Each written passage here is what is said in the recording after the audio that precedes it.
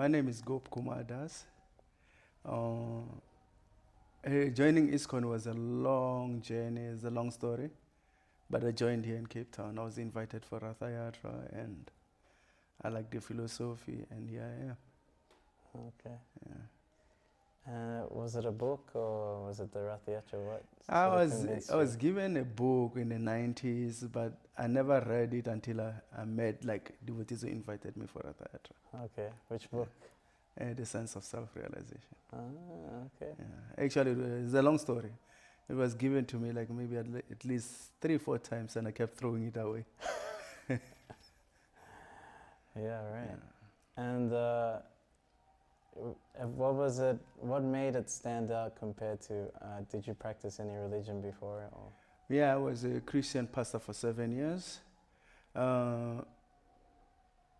What made it stand out was because I was already, when I met devotees, actually before I read the book, I started questioning the Bible a lot. Yeah, I found lots of things that didn't make sense, Yeah, like I was told that God was created me so I can worship Him. So that to me didn't make sense, like, because I remember one day I was lying back under a tree and a nut fell down, And when I took this nut, and I realized actually that within this nut there's millions of trees. We cannot even conceive how to design a tree, And then this God who's supremely like a supreme scientist, Why would we want to be worshipped by us? Imagine with this great personality and we want to be worshipped by mad people, We make lots of mistakes, We're really faulty. Why would God want to be worshipped by us? It didn't make sense, Yeah.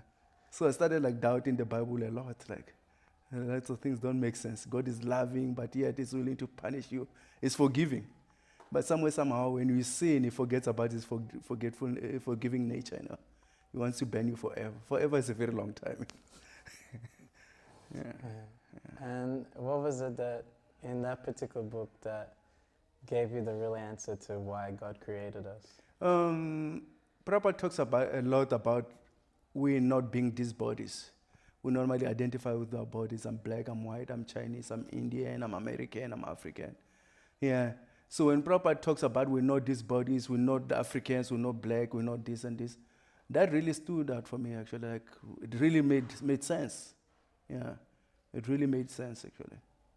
That's what attracted me.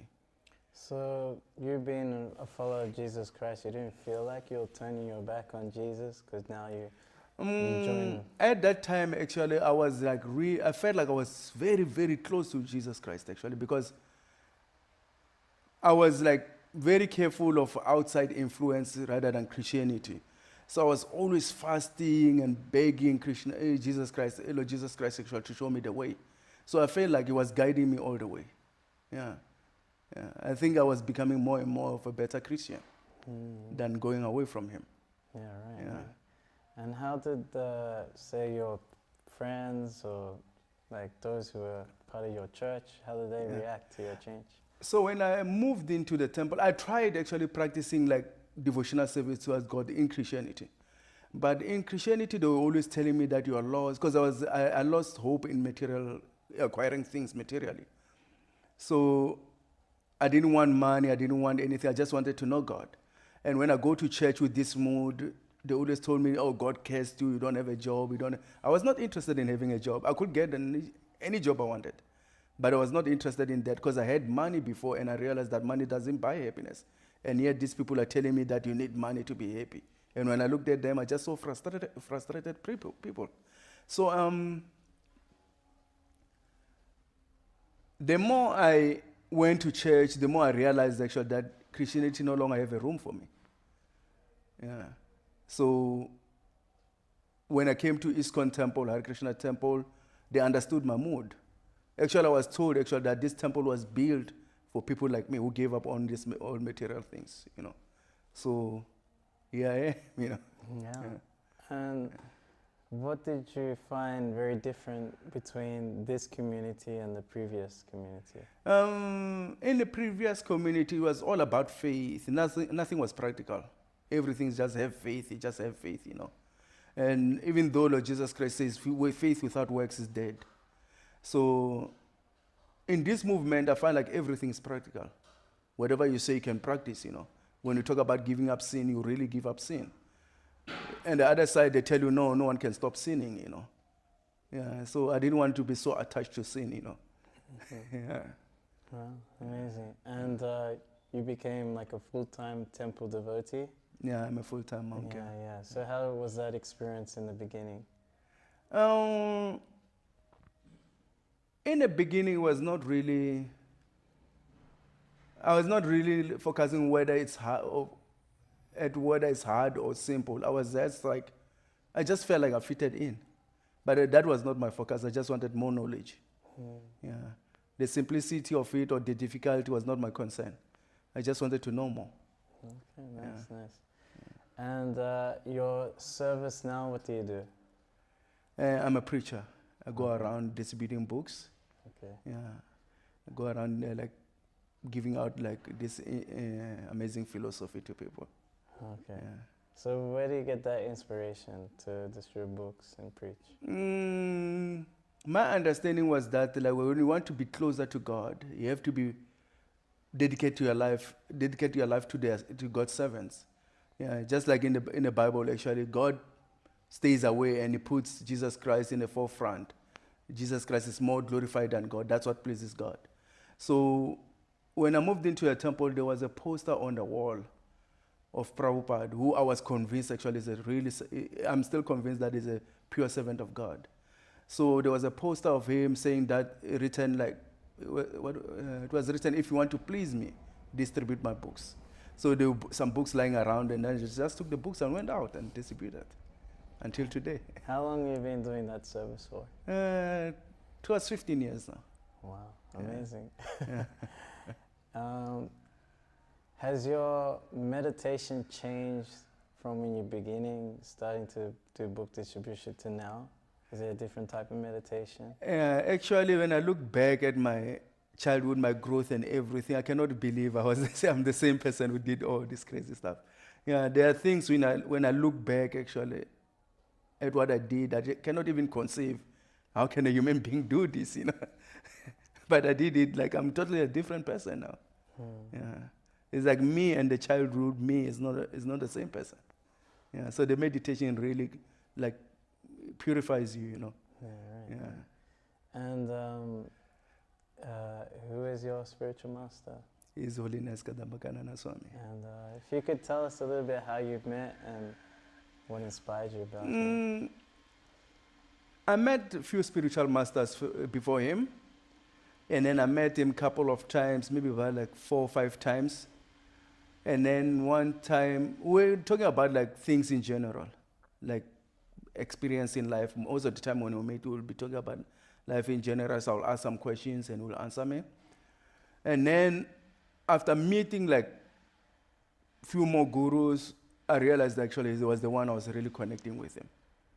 And when I finally asked him to accept me as a disciple, he just smiled. He said, I knew that one. From the first day we met, I knew that one day you'll be asking me this. So we connected from the beginning. Yeah. So what did you find was made you have a connection? What was the common thing that you shared? His desire actually to please Prabhupada, because I was just like, from beginning, like I said, I saw a post and I just felt like the best thing is to please Prabhupada.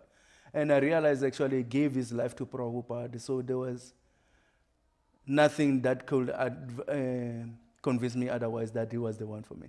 Okay. Yeah. His desire to please Prabhupada. That was my desire and his desire, so we really connected.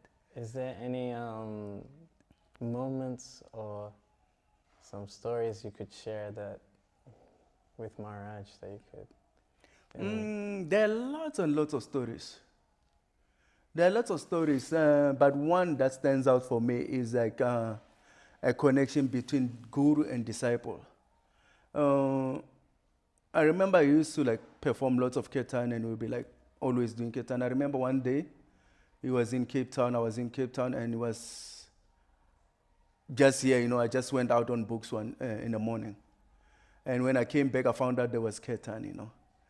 And I felt guilty that my Guru Dev was performing kirtan and I was not there. You know, I was outside just preaching without him sending me to. So later on, I met him and I apologized for not being there for Ketan. And he asked me, what were you doing? I said, I was preaching. He said, who said I wanted you in my Ketan? So that's when I realized actually that his main concern is preaching more than anything else. Yeah, yeah. So I realized actually that he also said, I'm pleased by that actually. So I realized that actually the relationship with between guru and disciple is nothing else but the disciple following the instructions of a guru. That's what brings them close together, just following the instruction. Yeah. Nice. I was wondering if you could share any experiences from your preaching as a book distributor. Could be in South Africa or in other countries you've been to.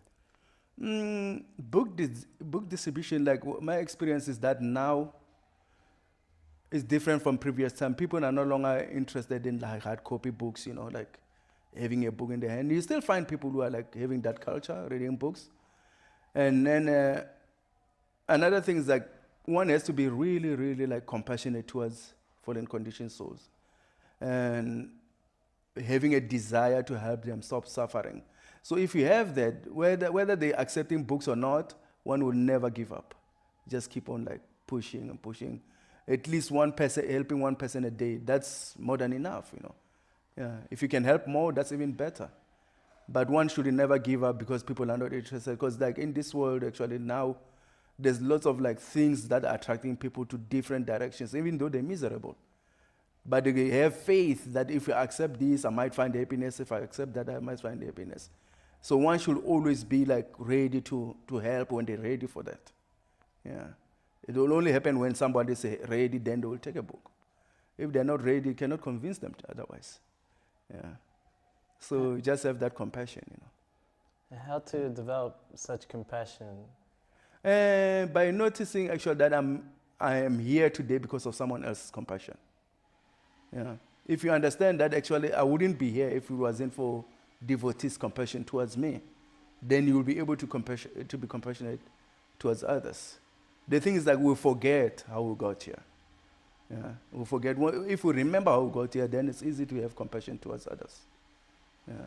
Nice, nice. And just a little touch on Maharaj's specific preaching for South Africa, particularly for those in African bodies.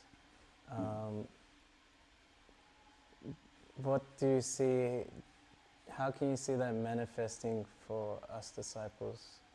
What can we do to help that? Yeah, Maharaj was, we cannot artificially just become like Maharaj.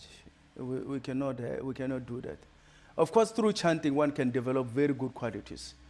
But imitating a great personality sometimes can be like challenging. Of course, sometimes when you imitate someone who's great, you might end up having the same qualities. But it's kind of challenging because you will be having lots of tests. He's able to like defeat those tests because it's his personality. He's not imitating anyone. So Maharaj was very compassionate, first of all. Was very, very compassionate towards living entities. We had lots of discussions actually about preaching in Africa. He told me, since I have this body, African body, I have to use it to preach in Africa. Of course, it makes perfect sense because people can easily relate to someone who looks like them. Yeah. Many Africans actually have this idea that if it's coming from the West, a white-bodied person is always good. But if it comes from India or anywhere else, it cannot be good. That's the condition we're given. Yeah. Even though practically we see that in the Eastern cultures, there's more like evidence of how religion works than when we look at the West. In the West, there might be lots of talking, having lots of TV channels about it. But when you look at actions, they're not exactly what they're speaking about. In the Eastern countries, there's not so much advertising of my religion is better than yours or this and that. There's no such, it's not a big deal in the Eastern countries. In the West, this is a very big thing. Everyone is thinking, like, oh, you know what, I'm better than this person, that one is better than that. It's just competition of religions without evidence whether the religions are working or not. Yeah, so what I like about this so-called Eastern religion, even though it's universal to all living entities, there's nowhere in a Vedic literature where we taught about Indian culture. It's just a culture of a soul. A soul you find in the West, and everywhere you find a soul. So it's not really an Eastern thing. It's just a business of a soul. So preaching in Africa, if a preacher is aware that I'm not this body, he has that realization, they will be able to convince anyone that we're not this body. But if I approach Africa and telling them I'm African, you cannot like identify with two things when you're one. If you're one, you have to have one identity. It's either you're African or you're a soul. The fact is that after each one of us die, people who know this person, they will be saying, he was African, he was American, he was this, he no longer, even though he's still existing. But you get separated from this label. So when you understand actually that this label is just temporary, it's not who I am at all. It's just something which people can identify with in the world, but actually that's not who I am. Eternally, I'm an eternal servant of Krishna, I'm a soul. If this understanding is there, then a preacher can preach easily. But when it's identified with two things, that won't happen. Yeah. Nice. Yeah. And you were telling me about a novel or a book you're putting together. Yeah. What's its purpose? Who is it for?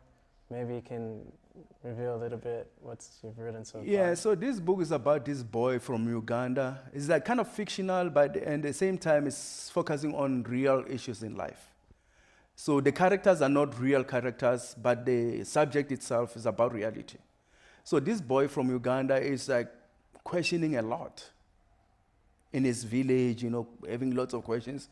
And yet he sees that all the answers actually, they're not accepted by everyone. And this bothers him a lot. So he tries to like figure everything by himself by moving from one place to another, where he ends up like leaving his own village and he goes to other villages until he leaves Uganda altogether, and he travels all the way to the south, looking for like something that really connect everyone. Because he noticed that actually like whatever so-called knowledge, so-called culture is related to some group of people. If it's true, why is it not accepted by everyone? Why only this group of people accept this as truth? So that was bothering him a lot until he get a spiritual, like kind of like somebody who has a clue, and this person is directing him like to go further to the south until he meets like a spiritual practitioners, and then they kind of guide him until he himself becomes a teacher. Yeah. So it's all like a journey, like an adventure. Amazing. You don't have to be a spiritual person who's attracted to spiritual life to read it.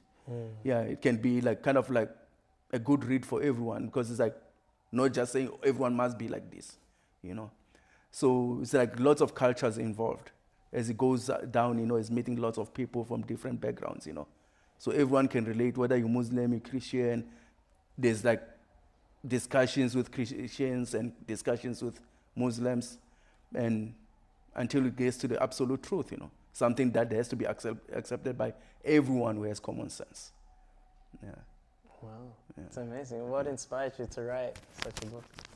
It's out of compassion, because when I preach in Africa, I realized actually many people think, oh, this is just an Indian thing, Yeah, don't consider that there's something about it beyond India. Yeah. So it's not really, this philosophy is not like Indian or Western, it's just a property of a soul. Yeah. Just like God is not Indian, there's no Indian or Hindu God, Christian God, there's no such. God is God. Yeah. We might call him differently, but God is God. Wow, amazing. Yeah. Yeah, this is looking forward to the book, I guess. Yeah. When do you think you'd finish that book? It will take long, because I'm personally also growing spiritual. So I'll be going together with this boy from Nigeria, from Uganda. We'll be traveling together, Yeah. So it will take some time, maybe like, I'm not sure, I don't want us to speculate, but it's going to take some time. Okay. Yeah. But I'll let you know, of course. Yes. I think we'd need like some snippets every now and then to keep us in the loop, Yeah. I mean, being now marriage is left.